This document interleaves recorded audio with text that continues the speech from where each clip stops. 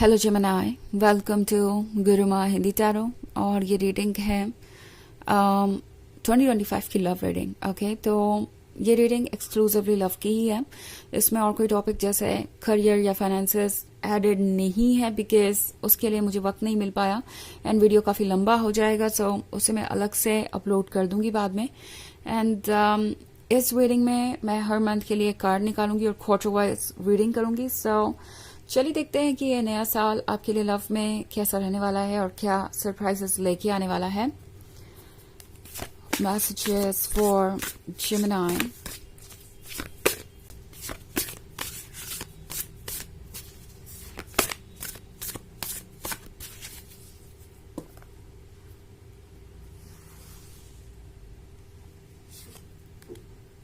Eight of Fire, the Hierophant, the Moon, Six of Earth, Eight of Fire, Five of Fire.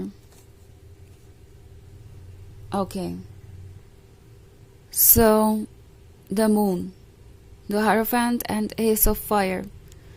पहले quarter में ही इतना सब कुछ लगता है जैसे जनवरी में आप किसी एंड तक पहुंच रहे होंगे।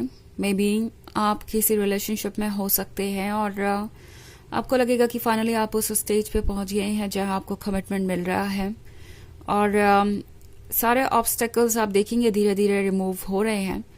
But then at the same time आपके मन में ये सवाल आएगा कि क्या वाकई में ये रिलेशनशिप आपके काबिल है, ये पर्सन जिसके साथ आप इतने डेडिकेटेड हैं, क्या वो इस डेडिकेशन के काबिल है। क्योंकि अगर मैं बात करूँ फरवरी की, तो द हायरोफेंट के साथ फरवरी में बहुत सारी फीलिंग्स होंगी आपके अंदर। आपकी सोल आपको बार बार कुछ कहना चाहेगी। इस मंथ में हो सकता है आप बहुत सारी सिंक्रोनिसिटीज देखे, मे बी आपको कोई मैसेज बार बार रिपीट होता हुआ लग सकता है। ओके, और ऐसा इसलिए है क्योंकि आपकी सोल आपका ध्यान किसी तरफ खींचना चाहेगी। फरवरी में आप बहुत कंफ्यूज रहेंगे। आपको लगेगा कि कोई चीज़ आपको ऑफर हो रही है, कोई ऐसी चीज़ जिसका आपको कब से इंतज़ार था एंड अब आप उसको लेने के लिए प्रिपेयर्ड नहीं है। इट्स लाइक हम किसी चीज़ का इंतज़ार कर रहे हो कि कब हमें ये चीज़ मिल जाएगी एंड जब हमें वो चीज़ मिलती है तो हमें लगता है कि ओके, ये तो इतनी भी इंटरेस्टिंग नहीं है या हमारे लिए सूटेबल नहीं है या फिर वो हमें बाद में पसंद नहीं आती। तो कोई ऐसी सिचुएशन क्रिएट हो सकती है और फरवरी में आप कंफ्यूज रहेंगे कि क्या आपको आगे बढ़ना भी चाहिए, क्या इस रिलेशनशिप का कोई मतलब है।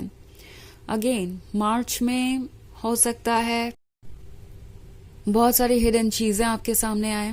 ओके, इस पर्सन का एक अदर साइड है, एक डार्क साइड है जो अभी आपसे छुपा हुआ है और मार्च में जैसे जैसे चीज़ें सरफेस पे आएंगी आप सोचने लगेंगे कि क्या आप उन्हें ट्रस्ट कर सकते हैं।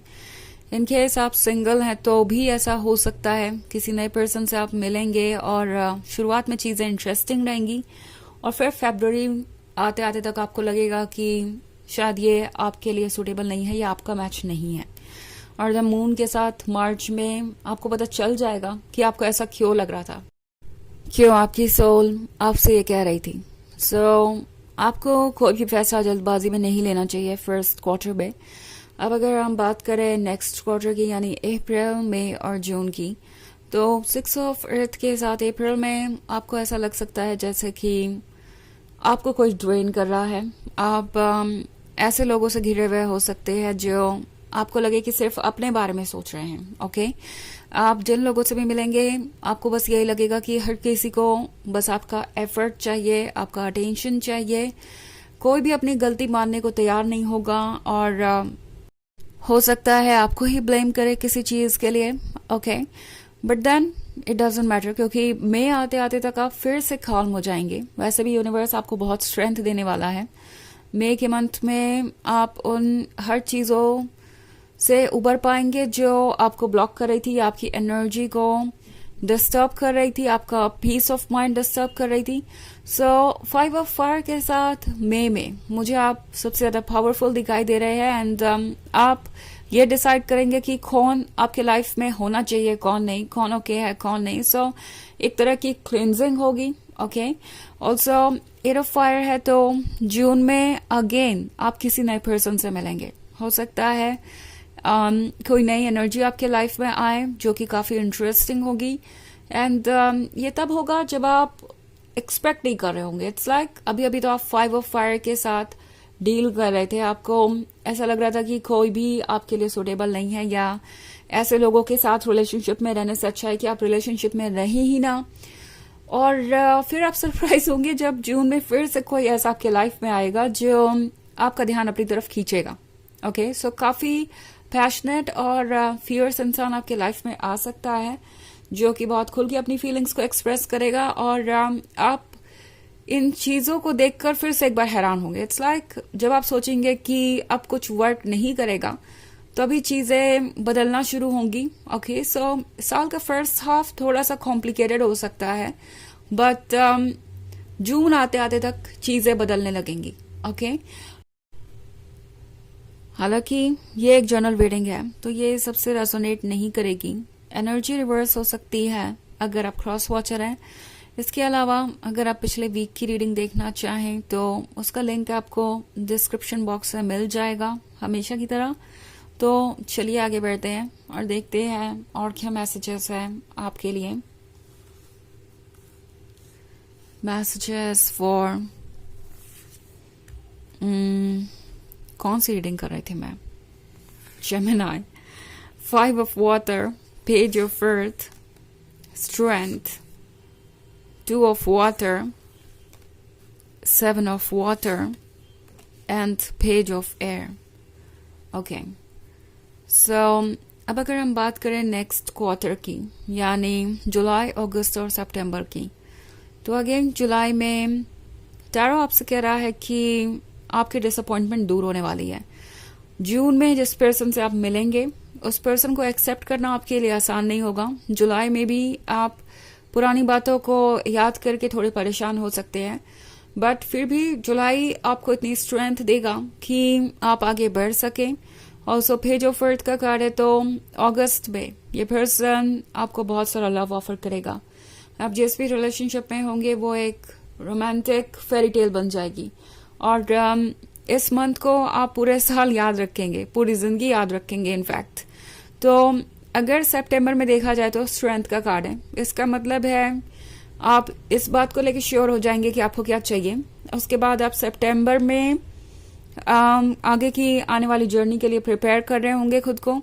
सो आप इतने स्ट्रांग हो जाएंगे कि आप एक फैसला लेने के लिए तैयार हो।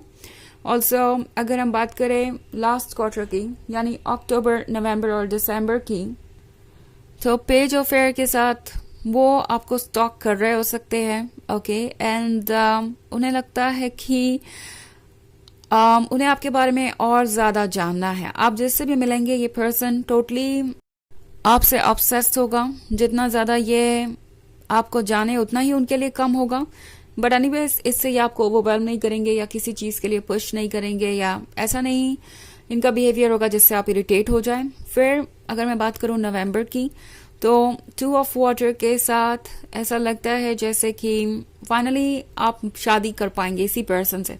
ओके, सो ये एक इंटरेस्टिंग चीज देख रही हूं मैं कि कोई ऐसा पर्सन जिससे आप जून में ही मिले हो उसके साथ नवंबर में शादी, या बहुत सारे लोगों के लिए ये एक सीरियस कमिटमेंट के बारे में हो सकता है। तो बहुत इंटरेस्टिंग चीजें हो रही हैं यहाँ पे। और ओवरऑल आपके लिए नवंबर का मंथ बहुत अच्छा होगा क्योंकि आप अपने सोलमेट के साथ एक आगे की जर्नी पे बढ़ेंगे।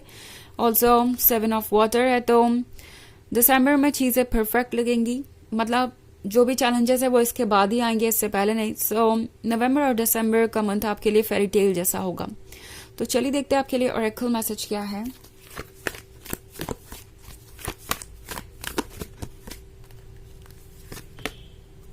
Radha, soul flame, rediscover a lost part of yourself, experience relationship harmony and healing। तो ये कार्ड आपसे कह रहा है कि अपना खोया हुआ हिस्सा आपको दोबारा मिलेगा। ओके, इस साल में आप एक अच्छे रिलेशनशिप की खुशियों को एंजॉय करेंगे और ये एक बहुत इंटरेस्टिंग जर्नी होगी। ओके, तो ये है रीडिंग इस साल की। आई होप आपको अच्छी लगी होगी। Thanks for watching, till next video, bye.